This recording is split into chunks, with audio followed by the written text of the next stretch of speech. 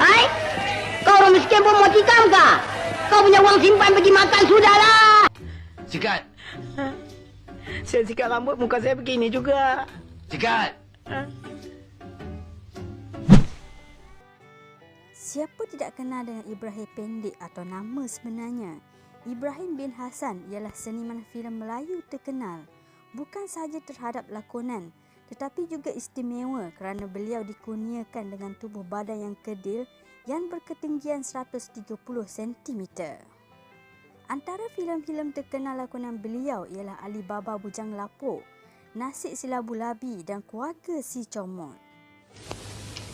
Cik, ini malam saya nak kerja overtime lah. Overtime? Ah, Tak boleh. alamak. Sekarang kita sudah pakai undang-undang baru. 1 hari 8 jam kerja. Hari Sabtu setengah hari.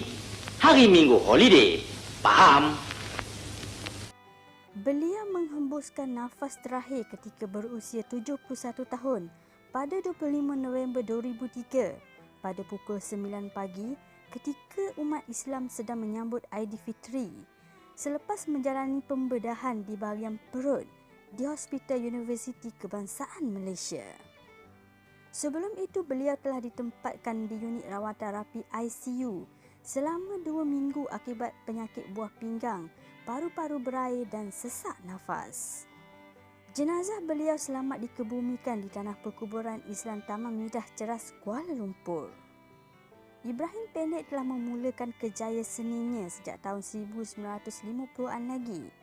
Beliau telah meninggalkan kampung halamannya pada tahun 1953 untuk ke Singapura merantau mencari rezeki. Pada masa itu beliau tidak terlintas di fikirannya untuk menjadi seorang pelakon. Rezeki untuk menapak dalam bidang perfilman datang kepadanya apabila diterima sebagai operator projektor di studio Jalan Ampas. Semasa berkelah beliau bertemu dengan Ran Shaw, pemilik syarikat tempat beliau bekerja dan menawarkan bekerja sebagai budak pejabat. Sewaktu bekerja di situ, beliau tinggal serumah dengan seniman S. Sudirmaji dan bermula ketika itulah beliau telah mendapat peluang berlakon dalam beberapa buah filem sebagai pelakon tambahan. Selepas itu kerjaya lakonan beliau terus berkembang dan sesuai dengan perwatakan beliau yang kelakar. Beliau diberi peluang berlakon di dalam beberapa buah filem, antara lainnya seperti Anakku Sazali, Kipas Hikmat, Pusaka Pontianak, Siti Muslihat dan di bawah arahan P. Ramlee seperti Ali Baba Bujang Lapuk dan Nasib Si Labu Labi. Sewaktu berlakon dalam filem Ali Baba Bujang Lapuk, pihak Universal International Hollywood yang mengadakan lawatan ke studio Jalan Ampas telah tertarik dengan lakonan beliau di dalam filem tersebut.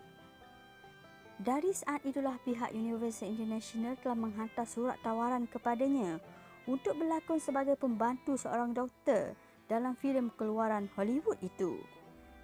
Bermula detik indah itulah beliau telah mencatat sejarah agung perfilman Melayu kerana beliau ialah pelakon Melayu pertama berlakon dalam filem keluaran Hollywood bersama Rod Hudson dan Gina Rowland dalam filem The Spiral Road pada tahun 1962. Selepas mencatat sejarah berlakon dalam filem tersebut, beliau telah ditawarkan sekali lagi oleh pihak Hollywood untuk terus berlakon dalam filem-filem keluarannya. Tetapi hajat beliau tidak kesampaian untuk meneruskan kerjaya beliau di sana kerana pihak pemerintah pada ketika itu tidak meluluskan visa beliau. Setelah tertutupnya studio Jalan Ampas di Singapura, beliau meneruskan kerjaya beliau di Kuala Lumpur dan berlakon di dalam beberapa buah filem lagi, antaranya Keluarga Si Comot, Penyamun Tarbus, Setinggan dan Tiga Serampang Tiga. Filem terakhir beliau ialah X-Ray arahan Aziz M. Osman pada tahun 1992. Selepas lama menyepi dari dunia lakonan, beliau banyak menghabiskan masa dengan perniagaan menjual makanan di sekitar tempat tinggalnya di Ceras, Kuala Lumpur.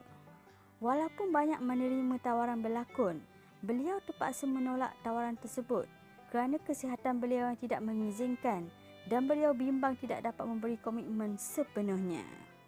Walau bagaimanapun, beliau sempat menghabiskan sebuah telemovie dan ia juga merupakan lakonan terakhir beliau yang bertajuk Selamat Hari Jadi Abah. Sepanjang kehidupan beliau pernah berkahwin sebanyak 2 kali dengan Cik Hasnah Muhammad Amin dan Asiah Osman. Kedua-dua perkahwinan tersebut tidak berkekalan. Dalam tempoh perkahwinan tersebut, beliau dikurniakan dengan 7 orang cahaya mata.